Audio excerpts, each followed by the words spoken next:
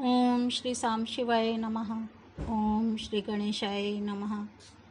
श्री शिव महापुराण में रुद्र संहिता पार्वती खंड का 50वां अध्याय प्रारंभ करते हैं। शिवा शिव के विवाह कृत्य संपादन के अनंतर देवियों का शिव से मधुर वार्तालाप। ब्रह्मा जी बोले, हे नारद, तदनंतर मैंने शिव जी की आज्ञा से मुनियों के साथ परम प्रीति से शिवा शिव के विवाह के शेष कृत्यों का संपादन किया। उन दोनों के सिर पर आदरपूर्वक मांगलिक अभिषेक हुआ और ब्राह्मणों ने आदर के साथ उन्हें ध्रुव दर्शन कराया। हे विप्रेंद्र, उसके बाद हृदयालंबन का कर्म तथा बड़े महोत्सव के साथ स्वस्ति वाचन हुआ। ब्राह्मणों की आज्ञा से शंभु ने शिवा की मांग में सिंदूर लगाया। उस समय गिरिजा अत्यंत अद्भुत अवर्णीय रूपवती हो गई। तत्पश्चात ब्राह्मणों की आज्ञा से दोनों एक आसन पर विराजमान हुए और भक्तों के चित्त को आनंद देने वाली अपूर्व शोभा से संपन्न हो गए। हे मुने, तदनंतर अद्भुत लीला करने वाले उन दोनों ने अपने स्थान पर आकर मेरी आज्ञा से प्रसन्नतापूर्वक सनस्त्रव प्राशन किया। इस प्रकार विवाह यज्ञ के विधिवत संपन्न हो जाने पर प्रभु शिव ने मुझ लोककर्ता ब्रह्मा को पूर्ण पात्र का दान दिया। तत्पश्चात शिवजी ने आचार्य को विधि पूर्वक गोदान दिया तथा मंगल प्रदान करने वाले जो अन्य महादान हैं उन्हें भी बड़े प्रेम से दिया। उसके बाद उन्होंने बहुत से ब्राह्मणों को अलग अलग 100 स्वर्ण मुद्राएं, करोड़ों रत्न तथा अनेक प्रकार के द्रव्य दिए। उस समय सभी देवगण एवं अन्य चराचर जीव हृदय से अत्यंत प्रसन्न हुए और जोर जोर से जय ध्वनि होने लगी। सभी और मंगल ध्वनि के साथ गान होने लगा और सबके आनंद को बढ़ाने वाली रम्य वाद्य ध्वनि होने लगी।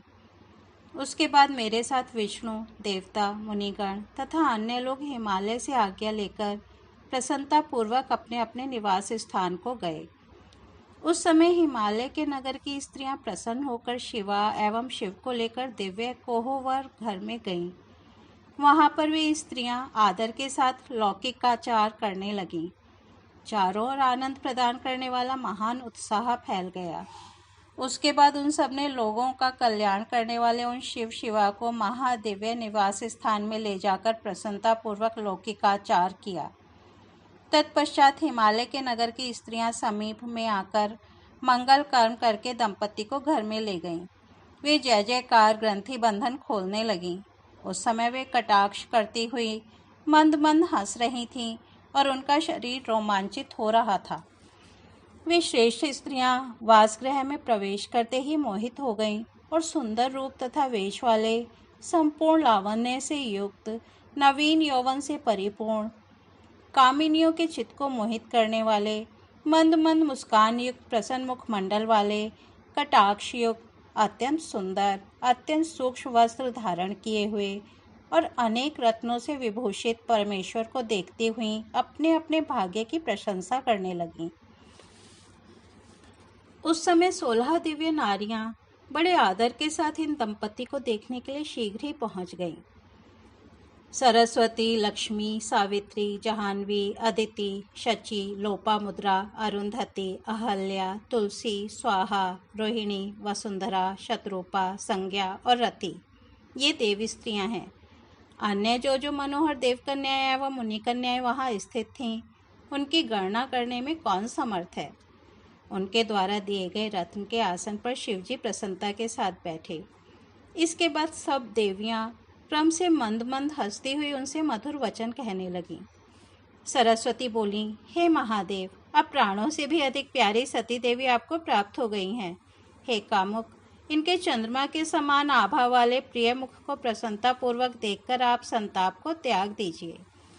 हे कालेश, आप इस सती का आलिंगन करते हुए अपना समय व्यतीत कीजिए।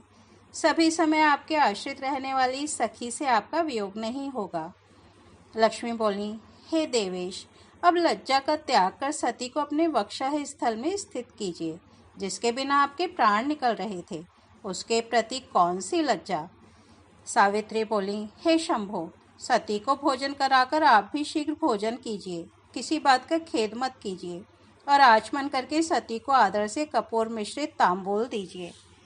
जाह्नवी बोली, अब इस सुवर्ण कांति वाली पार्वती के केशों को पकड़कर संवारिए, क्योंकि कामिनी स्त्रियां का इससे बढ़कर और कोई पति से प्राप्त होने वाला सौभाग्य सुख नहीं होता। अदिति बोली, हे शिवे, आप भोजन के पश्चात मुख शुद्ध करने के लिए शंभु को अति प्रेम से जल प्रदान कीजिए, क्योंकि दंपति का परस्पर प्रेम सर्वथा दुर्लभ है। शची बोली, जिसके लिए आप मोहवश विलाप करते करते दर दर भटक रहे थे, उस शिवा को वक्षः स्थल पर धारण कीजिए। उस प्रिया के प्रति आपको लज्जा क्यों? लोपामुद्रा बोली, हे शंकर, भोजन करके आप वासगृह में जाइए। यह स्त्रियों का व्यवहार है। आप शिवा को तांबूल देकर शयन कीजिए। अरुंधति बोली, हे शिव, मैं ना आपके निमित्त पार्वती को देना नहीं चाहती थी, किंतु मेरे बहुत समझाने पर उन्होंने पार्वती को देना स्वीकार किया। अब आप इनसे अधिक प्रेम कीजिए। अहल्या बोली, अब आप वृद्धावस्था को छोड़कर पूर्ण युवा हो जाइए, जिससे कन्या देने वाली इस मैना को पुत्री दान से संतुष्टि प्राप्त हो जाए। तुलसी बोली, हे प्रभु, आपने पूर्व काल में सती का त्याग किया, उसके बाद कामदेव को जलाया। अब आपने पार्वती को प्राप्त करने के लिए हिमालय के घर वशिष्ठ को कैसे भेजा? स्वाहा बोली, हे महादेव, अब आप स्त्रियों के वचन में स्थिर हो जाइए, क्योंकि विवाह में स्त्रियों की प्रगल्भता एक व्यवहार होता है। रोहिणी बोली, हे कामशास्त्र विशारद, अब आप पार्वती की कामना पूर्ण कीजिए।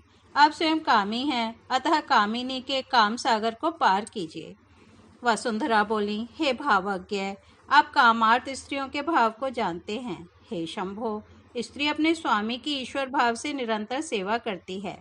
वह पति के अतिरिक्त अपनी किसी भी वस्तु की रक्षा करना नहीं चाहती। शत्रुपा बोली, भूख से तड़पता हुआ व्यक्ति दिव्य सुख का भोग किए बिना संतुष्ट नहीं होता। अतः हे शंभो, जिससे स्त्री को संतुष्टि हो, आपको वही करना उचित है। संज्ञा बोली, हे सखी, रत्न दीपक जलाकर एकांत में पलंग बिछाकर और उस पर तांबूल रखकर परम प्रीति से शीघ्रतापूर्वक शिवा के साथ शिव को स्थापित करो। ब्रह्मा जी बोले, स्त्रियों के ये वचन सुनकर निर्विकार एवं महान योगियों के गुरु भगवान शंकर जी उनसे स्वयं कहने लगे। शंकर जी बोले, हे देवियों, मेरे समीप इस प्रकार के वचन को आप लोग ना बोलें। आप सब पतिव्रताएं एवं जगत की माताएं हैं, फिर पुत्र के विषय में इस प्रकार की चपलता क्यों? ब्रह्मा जी बोले, शंकर की यह बात सुनकर सभी देवी स्त्रियां लज्जित हो गईं और संभ्रम के कारण चित्रलिखित पुतलियों की भांति चुप हो गईं। तदनंतर मिष्टान ग्रहण कर आचमन कर प्रसन्नचित महेश ने पार्वती के साथ कर्पूर युक्त पान का सेवन किया। इस प्रकार श्री शिव महापुराण के अंतर्गत द्वितीय रुद्र संहिता के तृतीय पार्वती खंड में परिहास वर्णन नामक 50वां अध्याय पूर्ण हुआ। अब हम 51वां अध्याय सुनते हैं। रति के अनुरोध पर श्री शंकर का कामदेव को जीवित करना, देवताओं द्वारा शिव स्तुति। ब्रह्मा जी बोले, उस अवसर पर अनुकूल समय जानकर प्रसन्नता से पूर्ण रति दीनवत्सल शंकर से कहने लगी। रति बोली, हे भगवान, पार्वती को ग्रहण करके आपने परम दुर्लभ सौभाग्य प्राप्त किया, किंतु मेरे प्राणनाथ को आपने व्यर्थ ही भस्म क्यों कर दिया? अपने मन में विचार करके मेरे पति को जीवित कर दीजिए और समान रूप से वियोग के हेतुभूत संताप को दूर कीजिए। हे महेश्वर, इस विवाह उत्सव में सभी लोग सुखी हैं, केवल मैं ही अपने पति के बिना दुखी हूँ। हे देव, मुझे सनाथ कीजिए। हे शंकर, अब आप प्रसन्न होइए। हे दीनबंधो, हे पर प्रभो, अपने वचन को आप सत्य कीजिए। इस चराचर त्रिलोकी में आपके बिना कौन मेरा दुख दूर करने में समर्थ है, ऐसा जानकर मुझ पर दया कीजिए। हे नाथ, हे दीनों पर कृपा करने वाले, सभी को आनंद देने वाले, उत्सवपूर्ण आपने इस विवाह में मुझे भी आनंद कीजिए। मेरे पति के जीवित होने पर ही प्रिया पार्वती के साथ आपका विहार पूर्ण होगा, इसमें संदेह नहीं। आप सब कुछ करने में समर्थ हैं, क्योंकि आप परमेश्वर हैं। हे सर्वेश, बहुत क्या कहूँ, आप मेरे पति को शीघ्र जीवित कीजिए। ब्रह्मा जी बोले, इस प्रकार कहकर रति ने अपने गांठ में बंधी हुई काम की भस्म उन्हें दे दी और हे नाथ ऐसा कहकर उनके सामने विलाप करने लगी। रति के रुदन को सुनकर वहां उपस्थित सरस्वती आदि सभी स्त्रियां रोने लगीं और अत्यंत दीन वचन कहने लगीं। देवियां बोली, हे प्रभु, आप भक्तवत्सल नाम वाले दीन बंधु और दयानिधि हैं। आप काम को जीवित कर दीजिए और रति को प्रसन्न कीजिए। आपको नमस्कार है। ब्रह्मा जी बोले, उनके इस वचन को सुनकर महेश्वर प्रसन्न हो गए। उन करुणा सागर प्रभु ने शीघ्र ही उन पर कृपा दृष्टि की। शूलधारी शिवजी की अमृतमयी दृष्टि पड़ते ही भस्म से उसी रूप वेश चिन्ह को धारण किए हुए सुंदर तथा अद्भुत शरीर वाले कामदेव प्रकट हो गए। उसी रूप तथा उसी आकार वाले हास्य युक्त एवं धनुष बाण युक्त अपने पति को देखकर रति ने उन्हें तथा महेश्वर को प्रणाम किया। वह कृतार्थ हो गई और हाथ जोड़कर अपने जीवित पति के साथ प्राणनाथ कामदेव को प्रदान करने वाले देव शंकर की स्तुति करने लगी। पत्नी सहित काम की स्तुति सुनकर भगवान शंकर अत्यंत प्रसन्न हो गए और करुणा से आर्द्र होकर कहने लगे। शंकर जी बोले, हे काम, स्त्री सहित तुम्हारी स्तुति से मैं प्रसन्न हूँ। हे स्वयंभव, अब तुम अभीष्ट वर मांगो, मैं उसे तुम्हें देता हूँ। ब्रह्मा जी बोले, शिवजी का ऐसा वचन सुनकर कामदेव अत्यंत प्रसन्न हो गए और विनम्र होकर हाथ जोड़कर गदगद वाणी में बोले। कामदेव बोले, हे देवदेव, हे महादेव, हे करुणा सागर, हे प्रभो, हे सर्वेश, यदि आप प्रसन्न हैं तो मुझे आनंद प्रदान कीजिए। हे प्रभो, मैंने पूर्व समय में जो अपराध किया है उसे क्षमा कीजिए। स्वजनों में परम प्रीति और अपने चरणों में भक्ति दीजिए। ब्रह्मा जी बोले, कामदेव की यह बात सुनकर करुणा सागर परमेश्वर प्रसन्न हो तथास्तु ऐसा कहकर हंसते हुए उनसे पुनः कहने लगे। ईश्वर बोले, हे काम, हे महामते, मैं तुम पर प्रसन्न हूँ। तुम भय का त्याग करो और विष्णु के समीप जाओ तथा बाहर स्थित हो जाओ। ब्रह्मा जी बोले। यह सुनकर वह कामदेव सिर झुकाकर प्रभु को प्रणाम करके परिक्रमा कर उनकी स्तुति करते हुए बाहर जाकर विष्णु एवं अन्य देवताओं को प्रणाम कर उनकी उपासना करने लगा। देवताओं ने कामदेव से संभाषण कर कल्याणकारी आशीष प्रदान किया। इसके बाद प्रसन्नतापूर्वक शिवजी का हृदय में स्मरण करके वे विष्णु आदि उनसे कहने लगे। देवता बोले, हे काम, तुम धन्य हो जो शिवजी के द्वारा दग्ध हो जाने के बाद भी उनके अनुग्रह पात्र बने और अखिलेश्वर ने सात्विक कृपा दृष्टि से तुम्हें जीवित कर दिया। कोई भी किसी को सुख दुख देने वाला नहीं है। पुरुष स्वयं अपने किए हुए कर्म का फल भोगता है। समय के आने पर रक्षा, विवाह तथा जन्म होता है, उसे कौन रोक सकता है। ब्रह्मा जी बोले। ऐसा कहकर उनका सत्कार करके सफल मनोरथ वाले वे सभी विष्णु आदि देवगण सुखपूर्वक वहीं स्थित हो गए। कामदेव ने भी प्रमोदित होकर शिवजी की आज्ञा से वहीं निवास किया। उस समय जय शब्द, नमः शब्द और साधु शब्द होने लगा। उसके बाद शिवजी ने अपने निवास गृह में पार्वती को बाईं ओर बैठाकर उन्हें मिष्टान का भोजन करवाया और उन्होंने भी परम प्रसन्न होकर उन शिवजी को भोजन कराया। इस प्रकार लोकाचार में लगे हुए वे शंभु वहां का कृत्य करके मैना तथा हिमालय से आज्ञा लेकर जनवास में चले गए। हे मुने, उस समय महोत्सव होने लगा, वेद ध्वनि होने लगी तथा लोग चारों प्रकार के बाजे बजाने लगे। शिवजी ने अपने स्थान पर आकर मुनियों को, मुझे तथा विष्णु को प्रणाम किया। देवता आदि ने लोकाचार के कारण उनको भी प्रणाम किया। उस समय जय शब्द और नमः शब्द का उच्चारण होने लगा और सभी प्रकार के विघ्नों को दूर करने वाली मंगलदायिनी वेद ध्वनि होने लगी। विष्णु, मैं, इंद्र, सभी देवगण, ऋषि, सिद्ध, उपदेव एवं नाग अलग अलग शिवजी की स्तुति करने लगे। देवता बोले, हे शंकर, हे सर्वाधार, आपकी जय हो। हे महेश्वर, आपकी जय हो। हे रुद्र, हे महादेव, हे विश्वंभर, हे प्रभो, आपकी जय हो। हे कालीपते, हे स्वामिन, हे आनंद प्रवर्धक, आपकी जय हो।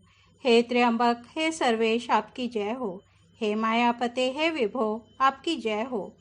हे निर्गुण, हे निष्काम, हे कारणातीत, हे सवर्ग, आपकी जय हो। हे संपूर्ण लीलाओं के आधार, आपकी जय हो। हे अवतार धारण करने वाले, आपको नमस्कार है। अपने भक्तों की कामना को पूर्ण करने वाले, हे ईश, हे करुणा सागर, आपकी जय हो। हे आनंदमय, हे सुंदर रूप वाले, आपकी जय हो। हे माया से सगुण रूप धारण करने वाले, आपकी जय हो।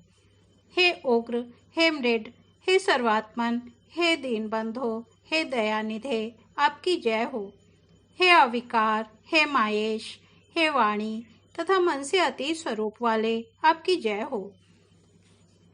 ब्रह्मा जी बोले, हे नारद, इस प्रकार गिरिजापति महेश्वर प्रभु की स्तुति कर वे विष्णु आदि देवगण परम प्रीति से शिवजी की यथोचित सेवा करने लगे। हे नारद, तब लीला से शरीर धारण करने वाले महेश्वर भगवान शंभु ने उन सबको श्रेष्ठ सम्मान प्रदान किया। हे तात, इसके बाद वे विष्णु आदि सभी लोग महेश्वर की आज्ञा प्राप्त करके अत्यंत हर्षित, प्रसन्नमुख तथा सम्मानित होकर अपने अपने स्थान को चले गए। इस प्रकार श्री शिव महापुराण के अंतर्गत द्वितीय रुद्र संहिता के तृतीय पार्वती खंड में काम संजीवन वर्णन नामक 51वां अध्याय पूर्ण हुआ। कल हम 52वां अध्याय सुनेंगे। तब तक यहीं विराम देते हैं। ओम नमः शिवाय।